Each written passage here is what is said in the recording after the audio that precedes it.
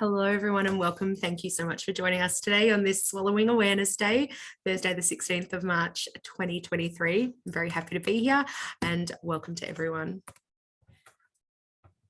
So this is just a very brief agenda, a bit of housekeeping, what we'll be going through today.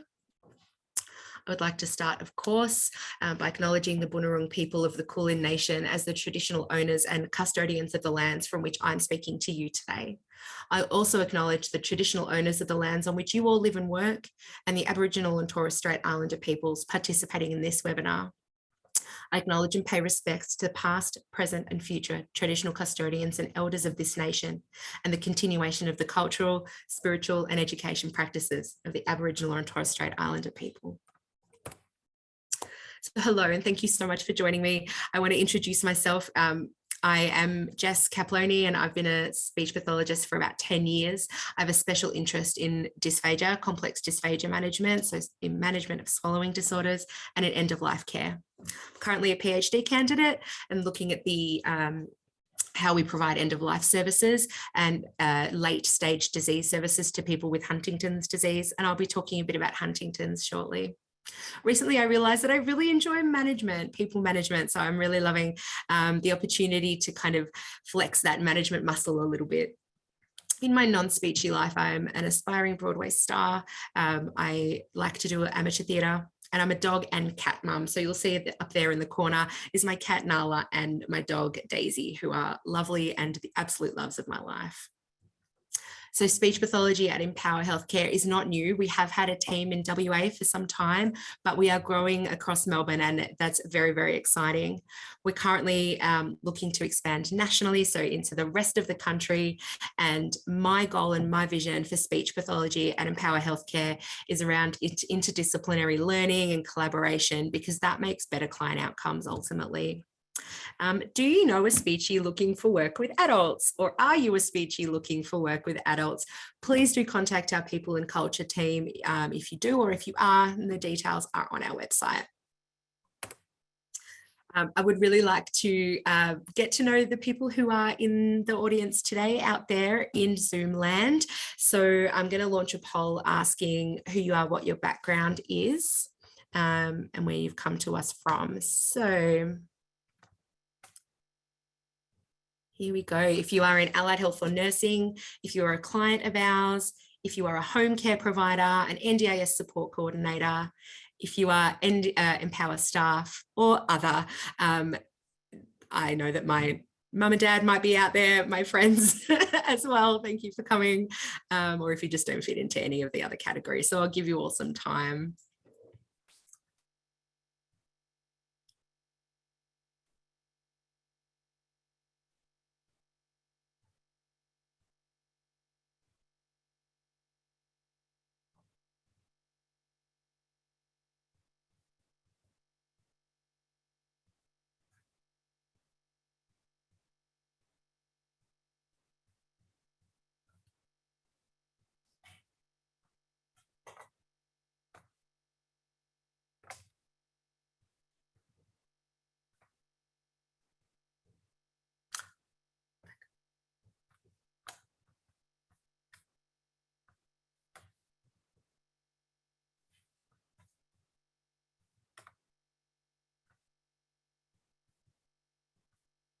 Sorry, I just tried to go live on Facebook, but it didn't work.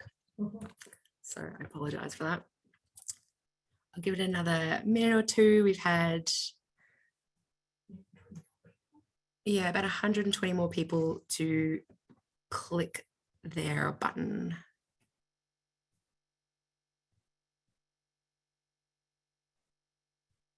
Oh, wow. Look at that. Yeah. All right. I'm going to end the poll and you will all be able to see who we all are.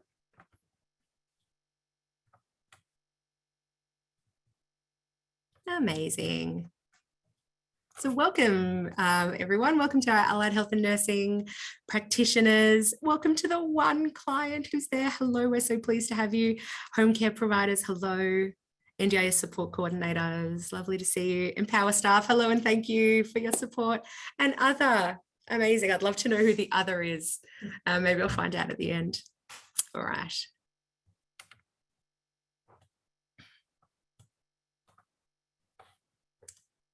So, I've lost my share. Excuse me a moment while I just need to reshare my presentation. So talk amongst yourselves.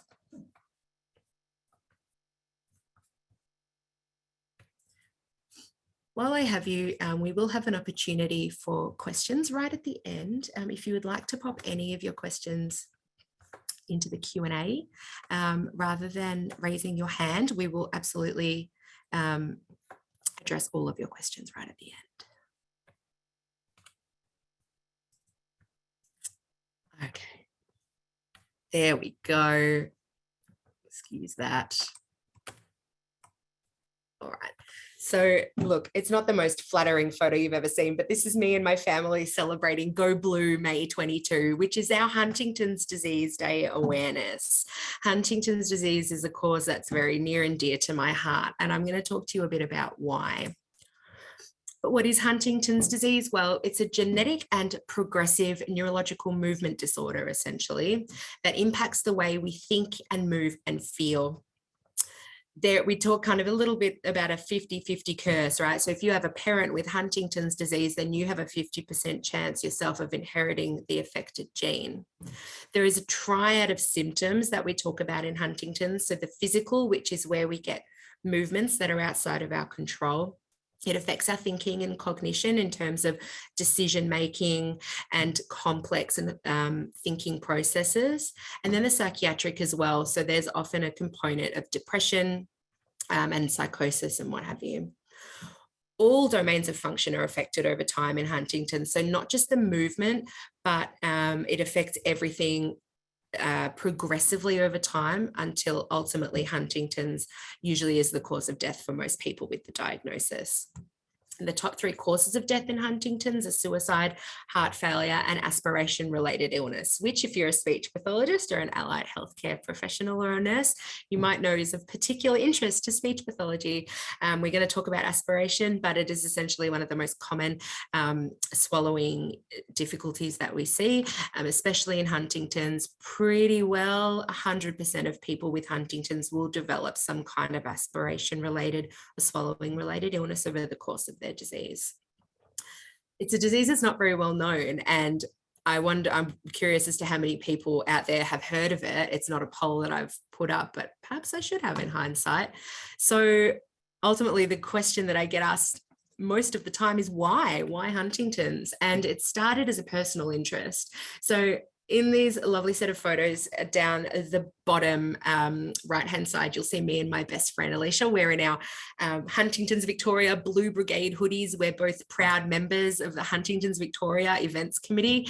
And my best friend Alicia and her mum and her mum's wife are up there in the top photo on the left-hand side. And Alicia's mum's wife, Jo, who you can see me and Jo smiling at the gala ball last year, Jo has a diagnosis of Huntington's. So having grown up in that family and seeing, as a genetic illness, how it has affected that family for so many years and will do in the future, that's kind of where my interest started. In Huntington's, we don't have sort of your Michael J. Fox or your Neil Danaher. And I think that that's a lot of the problem, is that nobody famous has it, except for, well, the only people that I know of down there in those black and white photos. I'm wondering how many people out there can identify Arlo and Woody Guthrie, both people with Huntington's. Of course, Woody Guthrie is no longer with us. Arlo Guthrie, I believe, still is. So that's kind of where it came from initially for me. And thank you to Alicia and Rosa and Jo for letting me use their photos. It then became a professional area of interest for me. So I've been working with the Huntington's community for about 5 years, and ongoing. I see myself doing it forever. And then academic, I have this year started my PhD looking at end-of-life services and late-stage disease services in Huntington's disease, and how we can make that better, and how we can make sure people are accessing the right services and that we are providing the right services for them. So that's a little bit about my main area of expertise. So thank you, again, to Alicia and Rosa and Joe for letting me use their story and their photos. So we're here to talk about dysphagia, and today's National Swallowing Day, and happy National Swallowing Day, everyone. Dysphagia is not just something that speech pathologists work with in isolation. It's very important that we're working together with other healthcare providers and families and everyone in the person's realm of support and care. Here we go again, Swallowing Awareness Day, celebrating. So what is dysphagia? Well, it's a swallowing impairment, but it can actually affect the whole meal. So we look at swallowing in 4 phases. We look at a pre-oral phase, which is before any food or drink goes in the mouth. And we look at how much supervision does the person need? How much assistance do they need to actually eat? Are they safe to eat and drink by themselves without any supervision? Who needs to do the food preparation, who needs to set up the mealtime environment, and any other environmental considerations, like do we need to turn off the radio or reduce distractions or help them pay attention in some other way. We look at an oral phase of dysphagia, which is the chewing just before we get to the swallow. We look at the pharyngeal phase, which is the actual swallow, which is where we get quite a high risk point. And then we look at the esophageal phase, which is a little further down, where we start to get talk of things like food sticking and an uncomfortable feeling, and feelings of reflux and what have you. The signs and symptoms of dysphagia, some of you might be aware of, coughing around meal times. We know that feeling when something goes down the wrong way and we have a really big, instant reflexive kind of cough. That's a dysphagia cough that we can look at for concerns around food and drink going down the wrong way. A wet or gurgly voice or breath sounds around meal times, difficulty with very certain food textures. Often the first food textures that are reported to me as troublesome are things like lettuce and meat and bread. Difficulty swallowing tablets, and recurrent chest infections, which could indicate that something is going down the wrong way and that the body's not naturally releasing it and getting it out. And who gets dysphagia? Well, we're going to talk about this a little more on the next slide with some facts and figures, but dementia, people who have survived a stroke, progressive conditions, we've talked about Huntington's already, we've got MS, Parkinson's, motor neuron disease, multiple systems atrophy, progressive supranuclear palsy is just a non-exhaustive list of some other progressive conditions. Age is a factor, so as people progress in years with or without dementia, we can start to see some swallowing troubles. Congenital defects, so if you're born with a cleft lip and palate or Down syndrome, for example, head and neck cancer and other cancers as well can be a precursor for dysphagia. This is a lovely little infographic that Speech Pathology Australia put out in honour of Swallowing Awareness Day. And I won't go through the whole thing, but some interesting points that you might not already know is that we swallow about 700 times a day, which is about once a minute while we're awake. It's about 3 times an hour when we're asleep, and when we're eating and drinking, it's even more. We use 26 muscles to swallow, and about 1 million Australians at last count had some problem swallowing, and that's about 1 in 17 people who develop dysphagia over the course of a lifetime. People without, so older people over 65 without dementia, we look at about 15 to 30% of those people developing some kind of difficulty swallowing, which is about 50% of older adults living in nursing homes. So it's a really high percentage, I think much higher than we realise. We know that people with Alzheimer's, pretty well 100% of them will develop some kind of dysphagia over the course of their disease progression. And we know that about 40% of stroke survivors have ongoing need for support for swallowing.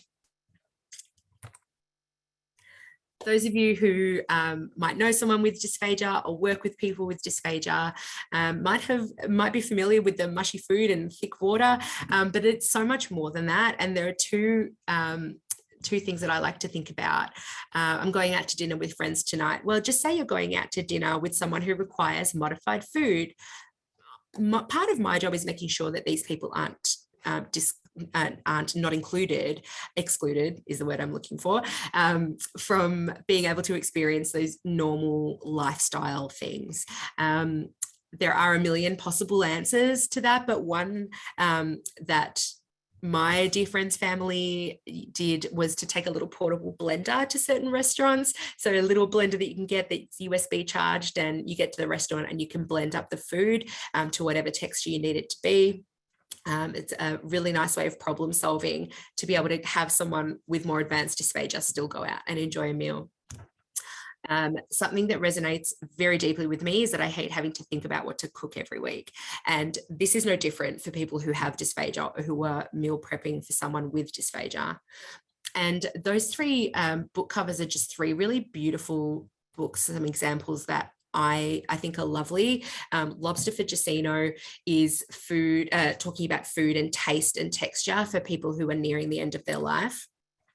It's all about the food, not the fork, is a book, a cookbook of just little bite-sized things. So for people who have trouble, say, biting into a big chunk of food or who have trouble using cutlery, it's just like a hand to mouth kind of situation. And then Give Me Eggs That Don't Bounce is a really lovely cookbook for people with Alzheimer's. And we know that the incidence and prevalence of dysphagia in Alzheimer's and other dementias is very high. And it's just a lovely cookbook and a lovely resource if you're cooking for someone with that diagnosis. And look, and it doesn't stop there. Sometimes texture modification does become necessary. So we may have to place restrictions for that person's safety on what foods they can and cannot eat. It's not something that I, as a speech pathologist, will do a lot. I will only do it when it's ultimately very necessary. But for that purpose, we have the International Dysphagia Diet Standardization Initiative, which you may have heard of, also known as IDSI. And the reason that we love this as speechies, and probably the dietitians out in the audience as well, is because it is, as the title suggests, international. So I could go to anywhere in the world. I could go over to Israel and they would have the same standardizations, the same food and drink labels, and it's all very lovely and straightforward. The other thing a speech pathologist would do, well, obviously we would conduct a formal assessment of the person's eating and drinking, the way that their muscles in the face and neck move and work. And from there, we would look at their swallowing and perhaps suggest some kind of texture modification. We also look at the mealtime environment, which is super important. If you're working with someone who has trouble attending to a task, we might suggest to reduce some distractions or suggest a different place in the home that might be best to eat, and other things as well. Cutlery, which will work very closely with the OTs on how we place the food, how we prepare the food, and how to keep people as independent as possible in mealtimes, because mealtimes are supposed to be pleasurable and enjoyed with family and friends. Ultimately, interdisciplinary practice is the key, and I can't do my job in isolation, nor can the rest of us, whether we are home care providers, support coordinators, allied health and nursing. We need our team around us. So for those of you out there who do have a healthcare background and you're not sure, well, does this person need a speech pathologist or not? Here are some things that a speechie might find important. Seating position, head and neck and trunk stability, upper limb function, cognitive function, what meds a person is on and their routes of administration, the vascular function. So some people might think podiatrists and speechies have nothing in common, but we do. Alertness, fatigue and pain levels, weight and nutritional concerns, and respiratory function. So all of these things, even if a client has some of these things, it doesn't necessarily mean they're going to need a speech pathologist, but even just having it in the back of your mind, okay, over time we might find that a speechie is necessary, and vice versa. Speechies are always looking for ways to bring interdisciplinary practice into the lives of our clients. So we'll be calling on our colleagues for the same purpose. Look, that does bring to an end our very brief webinar today. And thank you again so much for joining me. I would love to open up to any questions that you might have. If you want to pop them in the Q&A box, the chat function doesn't work at the moment. Our next webinar will be on Wednesday, the 21st of June, and it will be respiratory physiotherapy and when to refer clients. And that is of special interest to speechies as well. So I will certainly be there for that. But I'm going to open the Q&A. I can see the questions coming through thick and fast. Sorry.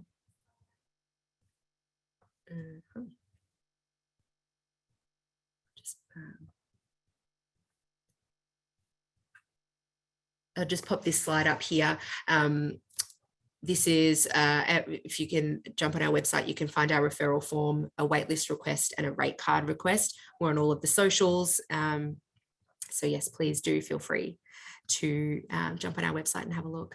So, oh, and service coverage is up there as well. I'll just add, yes.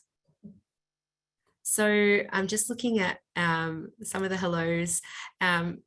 I've been asked about communication strategies. Absolutely. It's a massive part of what we do as speech pathologists, and maybe I'll be invited back to provide another webinar on communication. Thank you so much for bringing that up. It's a whole world unto itself, communication. So yes, absolutely. If you have clients with communication difficulties, then certainly a referral to speech pathology is warranted. Areas that we currently cover in Victoria. Thank you so much for the question. At the moment, I work in the Southeast and in the Mornington Peninsula, and we are, I hope it's okay to say, just about to open up in the West in about 6 to 8 weeks. So that will be very, very exciting. And we have another one here. What is your current wait time and what areas do you cover? So I've answered that. What areas do you cover? So for the Western suburbs, it's going to be about 6 to 8 weeks. And for the Southeast, it's slightly less. But I would recommend jump onto the website and you can request a wait list there. I think that's going to be the best way to do it, because I don't think I can give you a super clear answer. Yes. I've also just had my my right-hand man remind me about WA. So we do cover Perth as well. And also some areas just outside of Perth, but again, that's a question for the website. I hope that we will cover more Vic areas in the future. I'm hoping to build this team to be a big and beautiful speechy team covering all areas of Melbourne. So thank you for that question, and please cross your fingers. I've had someone ask how telehealth consults work. This is a massive question, and telehealth in dysphagia is something that we need to make sure is done right. It's a very, very high risk point for speech pathologists who aren't physically in the room and asking a person potentially to try different textures of foods, especially when there's a known aspiration or choking risk. At the moment in Victoria, we aren't set up to provide dysphagia telehealth services. I'm hoping it will happen now that I'm here. That's a little project of mine.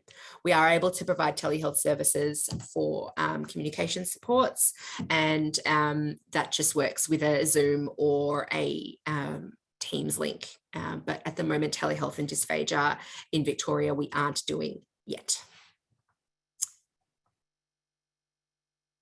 Someone has asked for a link for the next session that will be happening. Keep an eye on our social media, says my right-hand person. It's not till June. It's not till June, so it's not yet. It's not next week. We do one a quarter. Thank you. I'm very new to Empower. I'm still learning these things.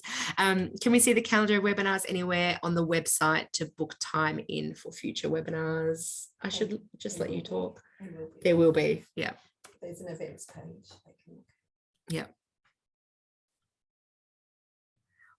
What types of clients do I not see? That's a great question. And that comes back to wait lists and what have you. So at the moment, I'm not equipped to be looking after clients who have social communication issues. So we find that a lot in our neurodivergent clientele. It would be a disservice for me to take on those clients because I haven't seen those clients in such a long time. For me, I'm more focusing on the complex dysphagia and communication side of things. And I'm hoping in time to expand our service to include helping those people who do identify or do have a neurodivergent diagnosis. Again, for me, it would be a disservice to see them because I'm not equipped to do so. But thank you for the question. Other than modified food, what are some ways we can be inclusive to individuals with dysphagia with care management? Is there any prevention, risk mitigation for vulnerable groups in preventing it from developing. Preventing it from developing in the first place is a very difficult thing to do. In terms of risk mitigation, when there is a known dysphagia, absolutely, I will always go to risk mitigation. For example, cutting up food and drink nice and small. Would you excuse me while I just have a quick slug? So we might talk about cutting up food nice and small, or we might talk about those environmental modifications. We might talk about equipment modifications, so cutlery and crockery, or supervision, meal assistance, those sorts of things. In terms of being inclusive, yeah, I'm all about it, and being able to go to restaurants. I have one of my clients with Huntington's, their next of kin will often call up restaurants and say, hey, is your kitchen able to do this? And increasingly we're finding, yes, they are rather. Prevention of dysphagia is from dysphagia occurring in the first place is not something necessarily that we can do, but awareness, I think, is the first step.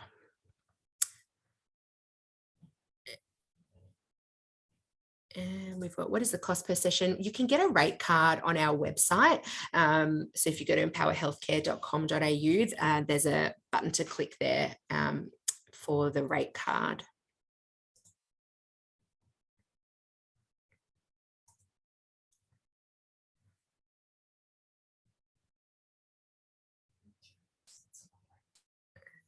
I have a speechie, Michelle. I'm in Perth. She's been amazing. I had no idea I had swallowing issues, but now I have strategies. Yay. Thank you, Jodie. That's really lovely. Thank you for saying that. That's lovely. What aged clients do we see? Over 18, so adults only. We don't do any pediatric services at all. It's very, very different. How will everyone get a recording to share with colleagues? Thank you. It will be emailed to everyone tomorrow. Automatically by Zoom. Automatically, yes. There you go. I had a friend who choked and passed away 1 year ago in a restaurant. She had several scans done on her choking issues, but according to her tests, there were no concerns. How is this possible? I think, Rochelle, you might be referring to a video fluoroscopy or a swallowing x-ray. The problem with swallowing x-rays, although they are extremely valuable, is that they only capture a snapshot in time in a very controlled environment. So when someone comes in for a swallowing x-ray, we sit them down and we give them very controlled bits of food. So 15 mils of fluid, bite sizes of food.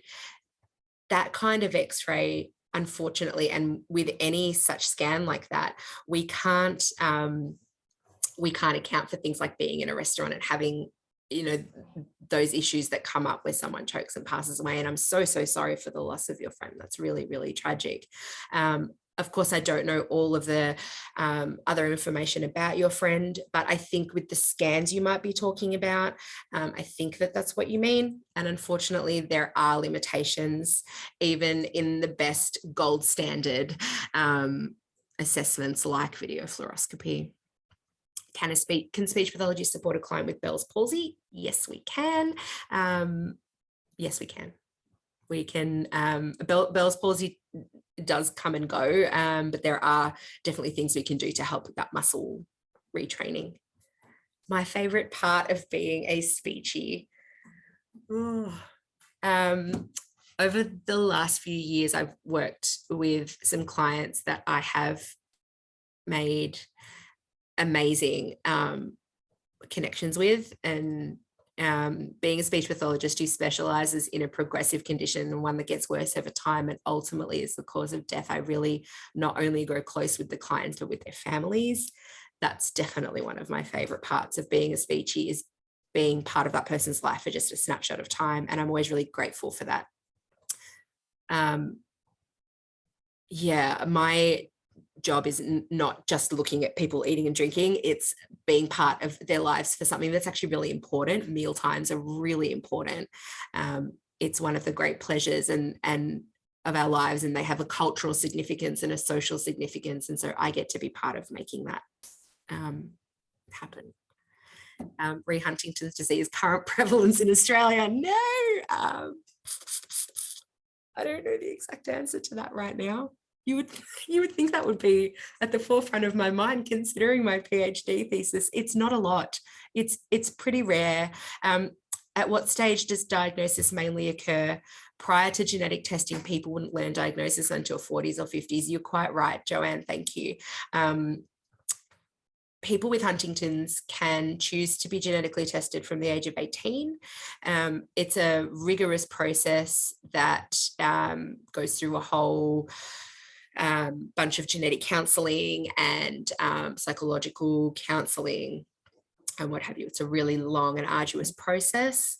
People don't tend to become initially symptomatic until that sort of fourth, sometimes third decade of life, which creates a whole bunch of other social things around having children and you know, you've already lived so much of your life and that kind of thing. So it's really rough. It's really difficult for people who grow up in a Huntington's family.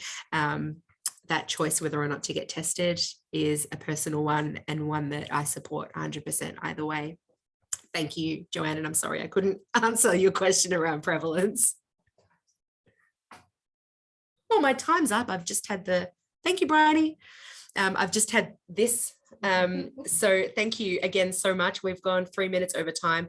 I really appreciate everyone coming and joining in on the discussion, and please do join us for our next webinar in June, and I look forward to seeing each and every one of you at some point in my time here at Empower. So thank you so much again.